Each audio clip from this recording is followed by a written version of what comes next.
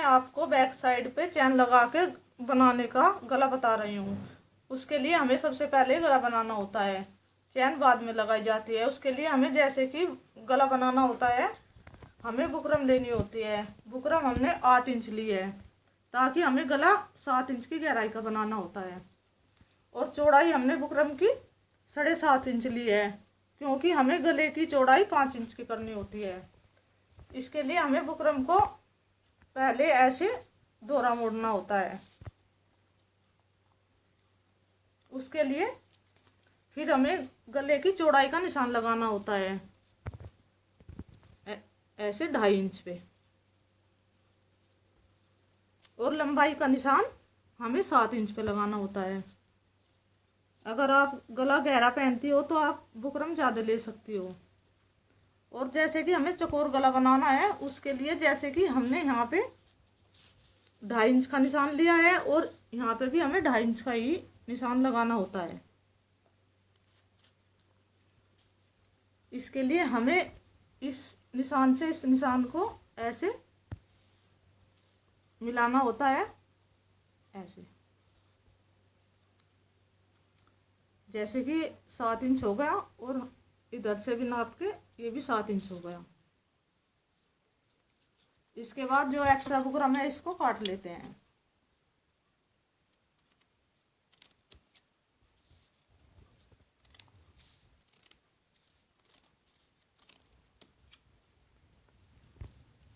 और बुकरम की चौड़ाई हमें 1 इंच की लेनी होती है। चारों तरफ से जो भी थोड़ी थोड़ी एक्स्ट्रा बुकरम है इसको हम काट लेते हैं।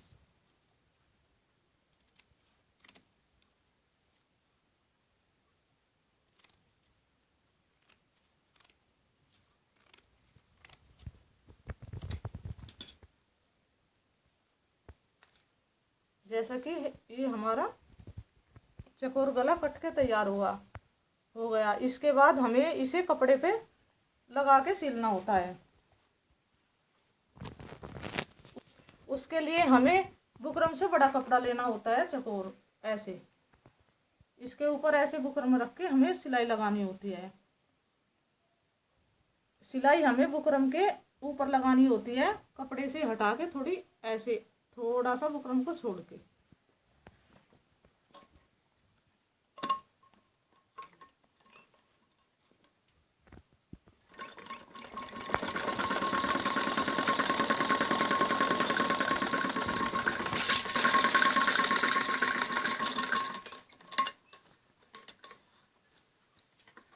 जैसे कि ये सिलाई लग गई, अब हमें जो इसमें एक्स्ट्रा कपड़ा है इसको काट लेते हैं।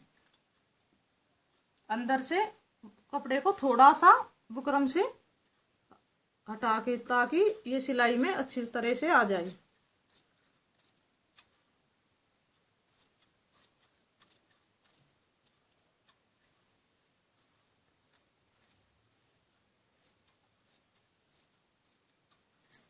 इसके बाद जो बाहर का एक्स्ट्रा कपड़ा है इसको भी हम थोड़ा थोड़ा छोड़ के साइड में जो एक्स्ट्रा कपड़ा है इसको सारे को काट लेते हैं।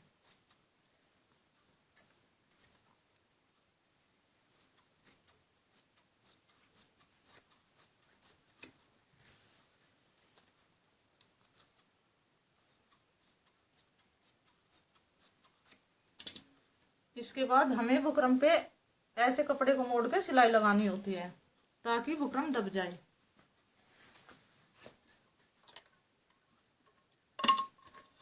चारों तरफ से ऐसे ही बुकरम को कपड़ा ऊपर करके बुकरम को मोड़ लेते हैं।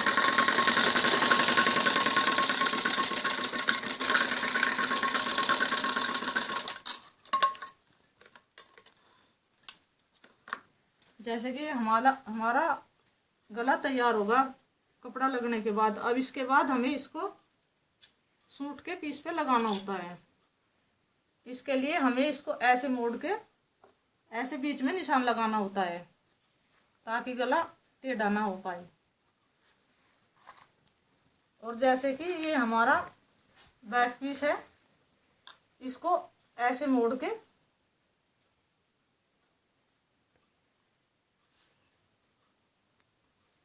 ऐसे इसमें बीच में ऐसे कट लगाना होता है।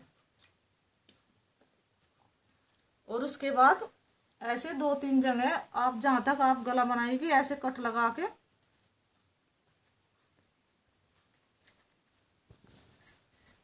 इस पे ऐसे निशान लगा लेते हैं।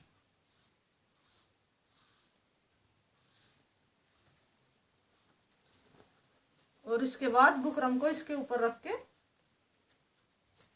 ऐसे, ध्यान रहे जो ये बीच का निशान है ये बीच की लाइन पर ही जहां हमने निशान लगाया है वहीं पे ही आना चाहिए।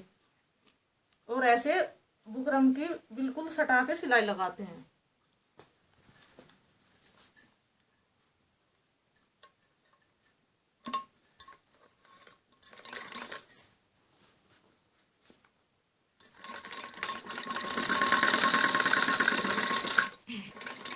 जैसे कि यहाँ पे बुकरम का कोना आता है, यहाँ पे हमें मशीन को के पंजे को ऐसे उठा के और ऐसे चलना होता है। जहाँ भी कोना आएगा वहां पे ही हमें ऐसे ही पंजा उठा के और तब चलना होता है। जैसे कि हमारी बुकरम गला इस पे लग के तैयार होगा। अब जो अंदर का एक्स्ट्रा कपड़ा है इसको हम काट लेते हैं।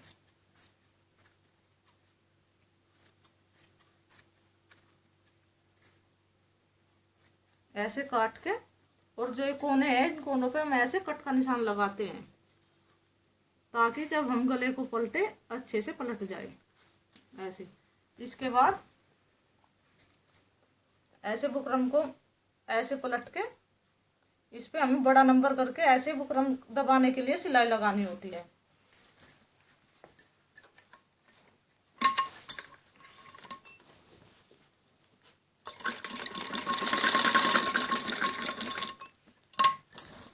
इसको ऐसे ही जब हम सिलाई लगाते हैं जहां भी आपको कोना आता है तो मशीन को थोड़ा उठा के चलना होता है।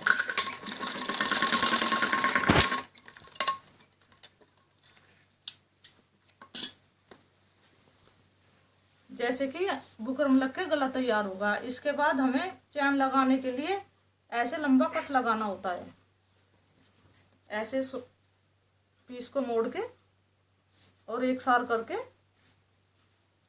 जहां तक हमें चैन लगानी होती है, जैसे कि हमें थोड़ी छोटी चैन लगानी है यहाँ तक की, तो हमें यहाँ तक ही निशान लगाना होता है। ऐसे निशान लगा के और बीच में से ऐसे सूट को ऐसे कट लगा देते हैं।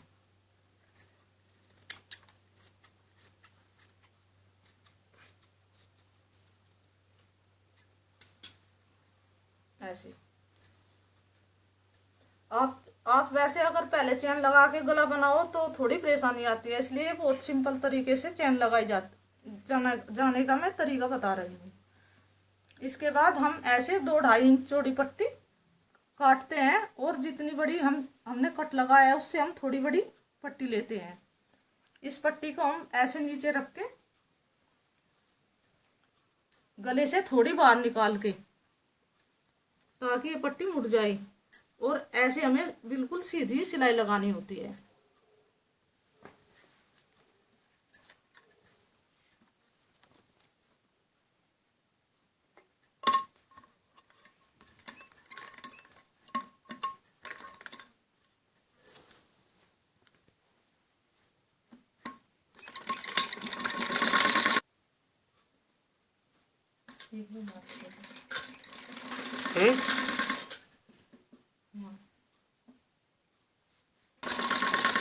जैसे कि यहाँ पे ये कट है, यहाँ तक यहाँ पे हमें मशीन चलाने के लिए ऐसे मशीन को थोड़ा चाल को ऐसे थोड़ी तिरछी करके नुकीले टाइप से बिल्कुल ऐसे, और मशीन को फिर एकदम से ऐसे बिल्कुल ऐसे मोड़ लेते हैं। और जो हमारा दूसरा पीस है इसको भी हम ऐसे थोड़ा कपड़े से मिलाकर ही सिलाई लगाते हैं। ऐसे बस बीच में थोड़ी सी जगह रखनी होती है जिससे हम दोबारा कट लगाएंगे, और नहीं तो बिल्कुल ऐसे मिला के सिलाई लगाते हैं।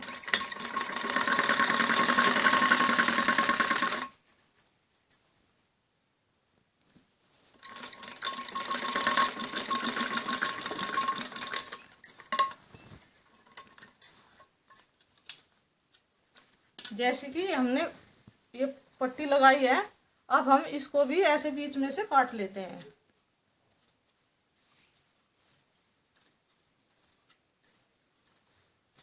यहाँ तक कि जहाँ कट है वहां तक ही हम इस पट्टी ऐसे बीच में से ये काट लेते हैं। इसके बाद ऐसे सूट पीस को सीधा करके और पट्टी को ऐसे मोड़ के इसके किनारे पे सिलाई लगाई जाती है। ऐसे सिलाई सफाई से लगानी होती है, बिल्कुल किनारे किनारे।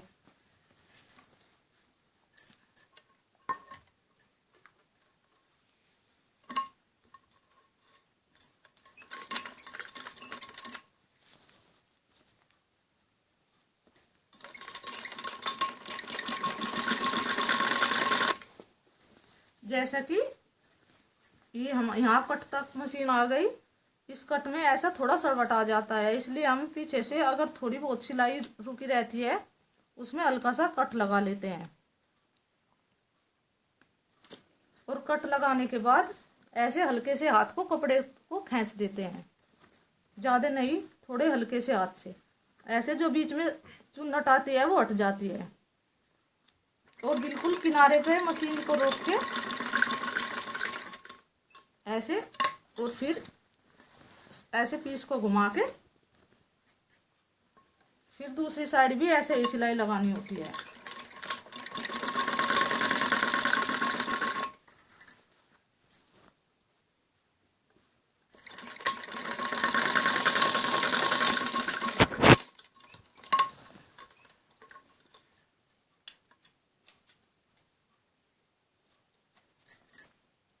जो एक्स्ट्रा ये कपड़ा है ये काट लेते हैं। जैसे कि हमारी ये नीचे पट्टी लग के तैयार हो गई। इसके बाद हमें चैन को लेके और चैन को ऐसे खोल के और इसके नीचे रख के ऐसे चैन बाहर ना दिखे, कन्नी के बराबर में रहे, और ऐसे सिलाई लगाते हैं।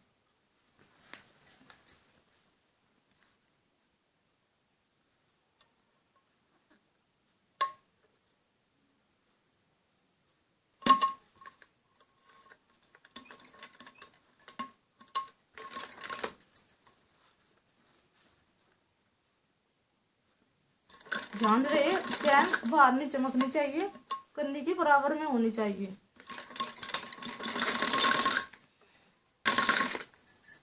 जैसे कि देखो यहाँ पे हम इस निशान तक आ गए पट्टी के। यहाँ पे हमें दोनों इसको ऐसे जोड़ को ऐसे मिला लेते हैं,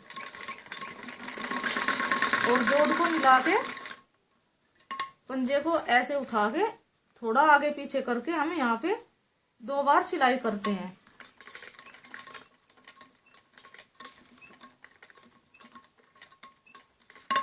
ऐसे फिर पीछे करके मशीन को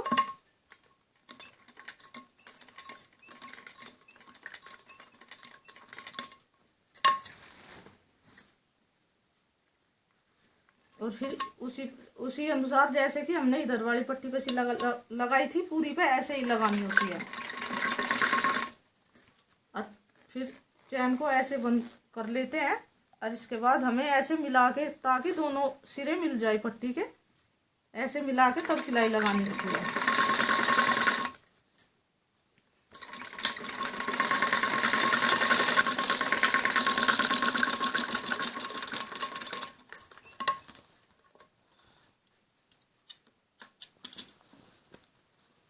जैसे हमारी ये चैन लग के तैयार हो गई।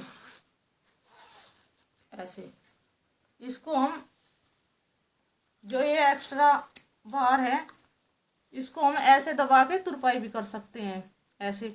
और यहाँ पे एक हुक लगा जाता है जो, ताकि वो हुक ऐसे भिड़ के चैन को, फिर चैन खुल नहीं सकती। अगर सूट टाइट है, अगर हम हुक नहीं लगाएंगे तो चैन खुल जाएगी। इसके बाद हम इसमें पाइपिंग भी लगा सकते हैं, जैसे कि मैं अभी आपको बता रही हूँ। हमारे सूट में गोल्डन कलर की कढ़ाई है, आगे हम गोल्डन कलर की पाइपिंग लगाएंगे। ये कपड़ा बाजार में आराम से मिल जाता है। पाइपिंग को ऐसे काट के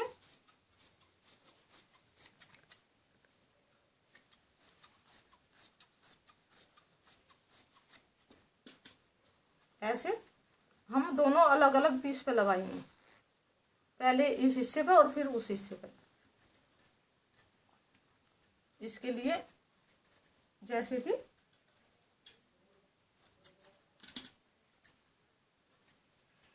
ऐसे रख के और बिल्कुल किनारे पे सिलाई लगानी होती है। पाइपिंग लगाने के बाद गला और भी अच्छा लगता है। अगर आप बिना पाइपिंग का रखना चाहो तो किनारे पे बारीक सिलाई लगा सकती है।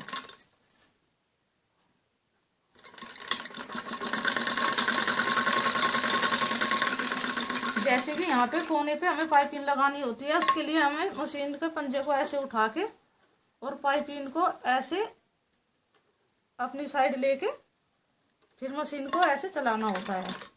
और जैसे कि ये हमारा अगली साइड है, ऐसे पाइपिंग को थोड़ा मोड़ के अंदर की साइड और यहाँ तक ऐसे लेना होता है अगले सिरे तक।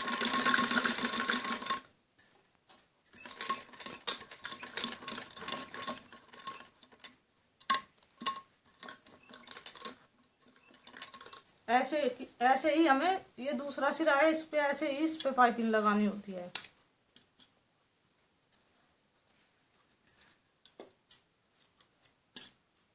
इसमें भी हमें ऐसा थोड़ा कपड़ा एक्स्ट्रा लेना होता है आगे। आप चाहे तो इसे पहले मोड़ सकती हो या जब पाइपिंग बनाओगे तब भी मोड़ सकती हो।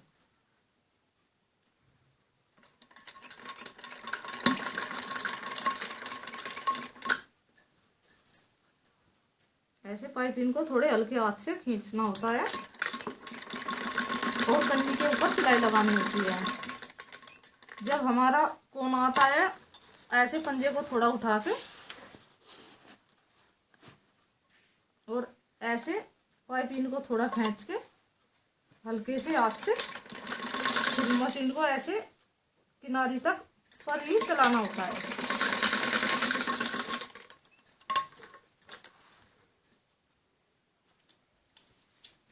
जैसे कि हमारी पाइपिंग लग गई, इसके बाद ऐसे पाइपिंग बनाने के लिए पहले ऐसे इसको पाइपिंग को मोड़ते हैं, इसके बाद इसको ऐसे फिर दोबारा मोड़ते हैं और इसके ऊपर ऐसे सिलाई लगानी होती है पाइपिंग के और इसके कपड़े के बीच में।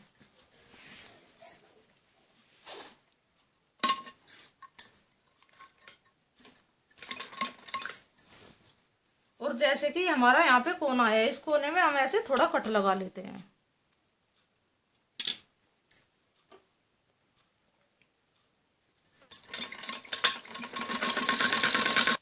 जैसे कि हमने ये एक्स्ट्रा कपड़ा बाहर रखा था, इसको हम ऐसे अंदर मोड़ के और फिर ऐसे जैसे मैंने पहले बताया, इसको मोड़ के तब ऐसे पाइपिंग लगानी होती है ताकि आगे से धागे ना निकले और पाइपिंग अच्छे से मुड़ जाए।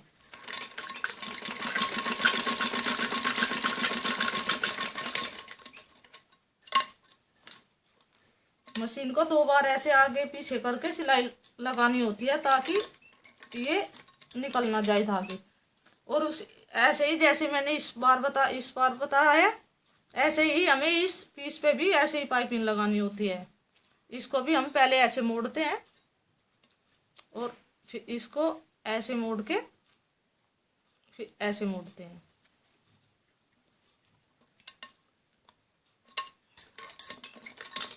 और जैसे कि ये कोने में है, इस पे हमें ऐसे थोड़ा कट लगाना होता है।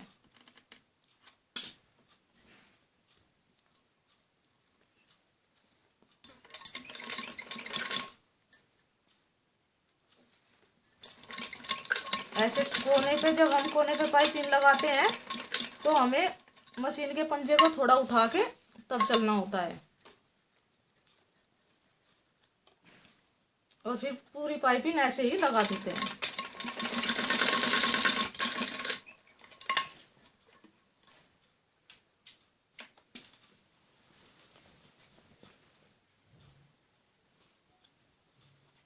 जैसे कि हमारी पाइपिंग लग के तैयार हो गई।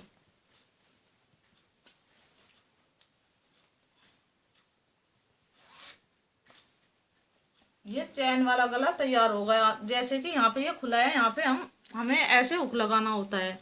हुक भी नीचे ही होता है और आई भी नीचे ही होती है, ऊपर नीचे नहीं। जैसे हम यहाँ नीचे आई बनाएंगे और नीचे ही हुक लगाएंगे, ताकि जब हम बेड़े तो एक पाइपिंग ऐसे एक एक जैसी होके ऐसे एक दूसरे से लग जाएगी। और चैन के गले को आप किसी भी शेप में बना सकते हो जिसमें आपका मन चाहे।